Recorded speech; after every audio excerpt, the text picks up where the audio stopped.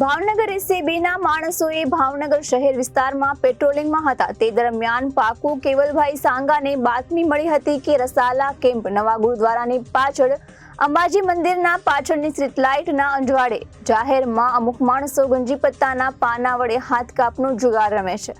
રોકડ રૂપિયા 22,800ના મુદ્દામાલ સાથે ગંજી પત્તાના પાના પૈસાથી હાર જીતનો જુગાર રમતા 4 ઇસમો ભાવનગર લોકલ ક્રાઇમ બ્રાન્ચે ઝડપી પાડ્યા હતા।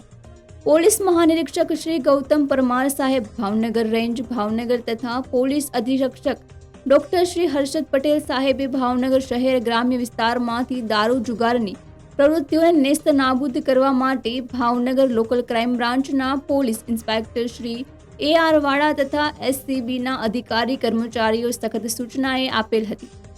27/8/2024ના રોજ ભાવનગર LCBના માણસોએ ભાવનગર શહેર વિસ્તારમાં પેટ્રોલિંગમાં હતા તે દરમિયાન પોકો કેવલભાઈ સાંગાને બાતમી મળેલી હતી કે રસાલા કેમ્પ નવા ગુરુદ્વારાની પાછળ અંબાજી મંદિર પાછળ સ્ટ્રીટ લાઇટના અંજવાળે જાહેરમાં અમુક માણસો ગંજી પત્તાના પાના વડે હાથ કાપનો જુગાર રમે છે।